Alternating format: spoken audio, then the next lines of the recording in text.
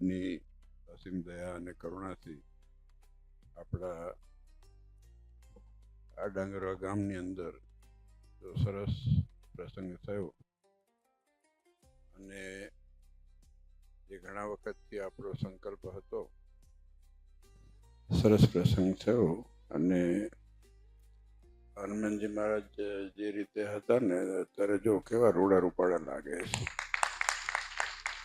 એમાં વળી માતાજી ગણપતિજી મહારાજની હમણાં જ મેં કીધું જયપુરથી જે આવ્યા હતા એમને સરસ મૂર્તિઓ બનાવડાવી છે. ભગવાન સિવાય આપણું કલ્યાણ નથી, ભગવાન વગર આપણો છુટકારો નથી. અને એ પરંપરા તમે વારસાગત સ્વીકારી છે, વારસાગત રાખી છે અને વારસાગત એની પરંપરા જાળવીને આજ સુધી ડાંગરવાની અંદર હમણાં સંતોએ વાત કરીને કે તમે આ ગામ સાથે ને આજુબાજુના ગામો સાથે આપણો ઇતિહાસ જોડાયેલો છે સંપ્રદાયનો. મહારાજ કેટલી વખત આ ગામોમાં આવેલા છે.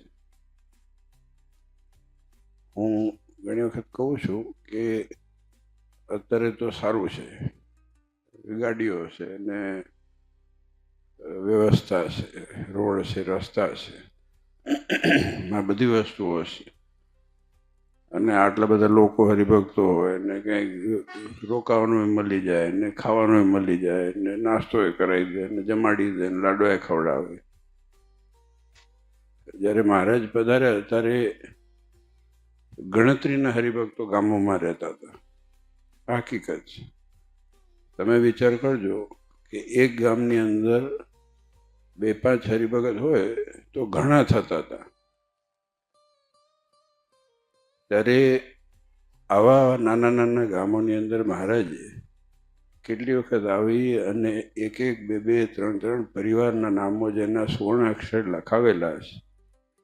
આપણને ગર્વ થાય કે આપણે એ ગામમાં આપણા બીજબળ છે, કે આપણે એ ગામથી જોડાયેલા છે કે જે ગામની અંદર એવા ભગવાનના ભક્તો થયા, ચાહે ભાઈઓ હોય કે બહેનો હોય, પણ એ ભક્તો થયા કે જે આપણા ગામનું ગૌરવ સ્વામિનારાયણ સંપ્રદાય અને દુનિયાના ઇતિહાસની અંદર લખાવડાયું છે.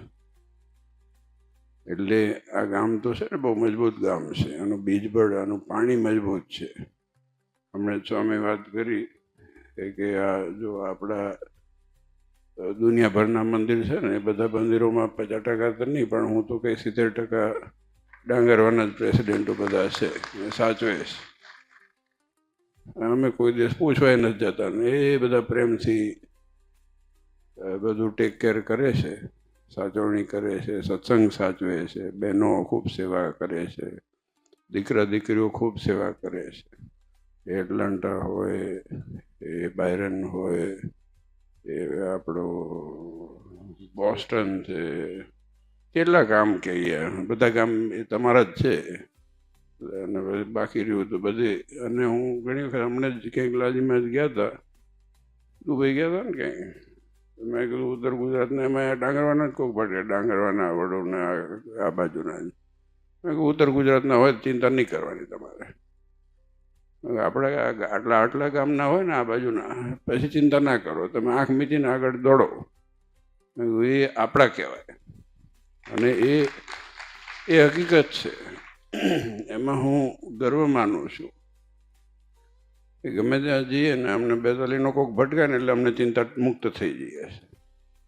કારણ કે એની ગળથુથીમાં સ્વામિનારાયણ સંપ્રદાયનો છેડો અડે જ છે. ચાહે માતાજીમાં માનતા હોય, ચાહે રામચંદ્રજીમાં માનતા હોય, બધા મૂળ તો ભગવાન એકના એક છે. કોઈ ભગવાનમાં કોઈ તફાવત કર્યો નથી આજ સુધી. આપણે બધી લીટીઓ લાંબી ટૂંકી કર્યા કરીએ છીએ. બાકી ભગવાન છે ને એક જ છે. પણ બધો છેડો મૂળ સત્સંગનો આપણો જોડાય છે ને અડે છે. આજે આનંદનો સમય છે, આનંદનો આ ઉત્સવ છે. જો સરસ આયોજન થયું, સંતોએ સરસ મહેનત કરી, તમે બધાએ ખૂબ ખુલ્લા દિલે આવું મોટું આયોજન કર્યું, એ જોઈને ખૂબ આનંદ થયો આજે હકીકતની અંદર. અને મૂળ તો ભગવાન હનુમાનજી દાદા એનું મંદિર થયું ને એટલે વધારે આનંદ થયો. કેમ કે અત્યારે ઠેકાણા વગર ભગવાન ઠેકાણા વગર હોય તો આપણું ઠેકાણું ના પડે. ભગવાન ઠેકાણા વગર હોય ને પછી આપણે હક ના આવે, પછી આપણે ડખામાં જ રહીએ. ડખો તમારે એનો થયો તો બીજો કંઈ નહોતો થયો. હું જાણું છું. અને હોય સ્વભાવ પ્રકૃતિ માણસની બધાની હોય છે. હું હમણાં જ કહેતો હતો આમને મહંત સ્વામીને યજ્ઞ પ્રકાશ સ્વામી બધાને વાત અમે કરતા જ હોઈએ કે દુનિયામાં બધા હરખા હોય શું મજા આવે? કંઈક તો જુદું હોવું જોઈએ ને. આ ભગવાનને બધાને જુદા સ્વભાવ આપ્યા ને એ હવે એક જ જાતનું બેન્ડમાં એક જ જાતના વાજિંત્ર એક જ હરખું વાગતું હોય તો શું કરો તમે? એ ખાલી ઢોલ જ વાગતા હોય તો બેન્ડ ના કહેવાય. કંઈક પીપળી વાગવી જોઈએ ને કંઈક ઢોલે વાગવું જોઈએ ને કંઈક ધાંધરે વાગવી જોઈએ ને નગારે વાગવા જોઈએ તો જ બેન્ડ કહેવાય. એમ જે ડાયવર્સિટી છે ને એમાં બ્યુટી છે. જે જુદું છે ને જે સ્વભાવ જુદા હોય ને કોક ખીજાઈ ના આવે ને કોક ધીરે રહીને ટાટું પાડે ને આ બધી દુનિયા છે. સીધે સીધું થઈ જતું હોય તો મજા શું આવે જિંદગી જીવવાની? રેલવેના પાટા ઉપર હાલતો એમ જિંદગી ના હાલે.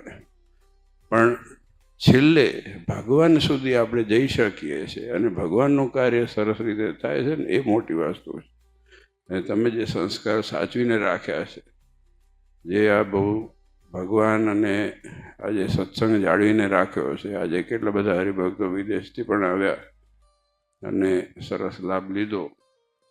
તો ધન્યવાદ છે તમે બધા હરિભક્તોને જેને સેવા કરી છે. આપણે બધા ભગવાનના છીએ અને ભગવાનના રહેવાનું છે ને એ ગર્વ. જેમ આપણે આ ગામમાં જન્મ થયો હોય ને એટલે આપણે ગર્વ મૂકવું જ ન જોઈએ. ગમે ત્યાં જઈએ ને અમને ગર્વ થાય. અમને કંઈક ભટકાય મને કે કોઈક સમજણ ભટકાય કે આપણો કે ફલાણા ગામનો હરિભગત છે કે પ્રસાદીનું ગામ છે, એમ આપણા ગામનું આપણે મહત્તા કે આપણે ગર્વ ક્યારે પણ ના છૂટે એની ખાસ તકેદારી રાખવાની. કે આપણે કોના દીકરા છીએ, આપણે કોના દીકરા છીએ એ આપણે બહુ ખટકો રાખવાનો. એટલે ખૂબ આનંદ થયો, ખૂબ આનંદ થયો. આપ જો સરસ સરસ એવું રૂડું રૂપાળું મંદિર લાગે છે. અને પાછું હમણાં આવવાનું છે. આ ડાભીઓનો પ્રસંગ છે, દરબારોનો બધા ભેગા થઈને કરવાનું. લઈ જવું શું છે ને કે માથાનો દુખાવો જ છે. ફરવાડે છે ને બધું આ લમણાકૂટ છે. એના કરતાં થોડુંક જે થાય આનંદથી રહેવું, ભગવાનનું ભજન કરવું થાય એટલું. અને સરસ રીતે પ્રેમથી આપણે અરસપરસ એકબીજાના હેતથી રહી શકીએ. આવા સરસ પ્રસંગો થાય. આનાથી વિશેષ કોઈ દુનિયામાં વસ્તુ નથી. આ જ પ્રાપ્તિ છે. ભગવાને આટલું આપ્યું છે. આપણે વિચાર કરો. મેં ગઈકાલે જ કીધું હતું કે ભગવાન આપણામાં પાત્રતા છે કે આપણે આ ગાડીમાં બેસી શકીએ. આપણે 2-3 પેઢી પહેલાં વિચાર કરી જુઓ કે કોઈને કલ્પના હતી કે તમારે ઘરે ગાડી આવે? વિચાર કરો તમે. આજે સુખી થયા છે. અને એ અમારા મંદિરમાં એવું હતું, અમારા વાડીમાં અમારા ઘરમાં એવું હતું.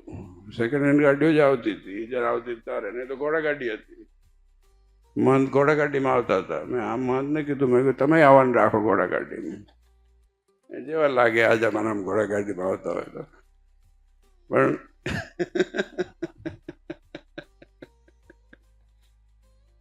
પણ એક જમાનો હતો, સમય હતો.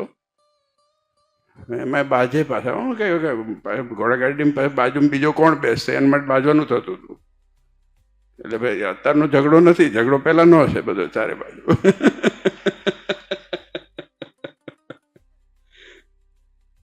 વસ્તુ મૂળ એટલી છે કે આ વસ્તુ હું એટલે કહું છું કે આપણે બધાએ જો સુખી થયા હોય તો આપણા વડીલોના ત્યાગ અને પરિશ્રમથી સુખી થયા છે. અને ભગવાનની કૃપા, આ બે વસ્તુ છે. આ ક્યારે પણ આપણે ઋણ અદા કરી શકીએ એમ નથી. એટલે એ હંમેશા આપણે યાદ રાખવાનું છે કે આપણો જે પરિશ્રમ આપણા વડવાઓએ કર્યો, જે પક્ષ રાખી, ભગવાનનો પક્ષ રાખી અને સત્સંગ રાખ્યો ને, એટલા માટે થઈને તમે ને હું બધાએ સુખી થયા છે. નહીં તો આપણે સુખી થઈએ એવા નથી. આપણા સ્વભાવો એવા નથી સારા. પણ આ તો ભગવાનની કૃપા થઈ અને આપણા વડીલોના આશીર્વાદથી આપણે સુખી છીએ. તો ધન્ય છે કે એવા ગામની અંદર આપણને જન્મ મળ્યો. એવા પરિવારની અંદર આપણને જન્મ મળ્યો. બસ એ જ પ્રાર્થના કરીએ. આવો નવો એ તમને જે સુખી કર્યા છે, જે તમે આવા પ્રેમને લાગણીથી ઉત્સવ કરો છો, એવું ને એવું કરતા રહો.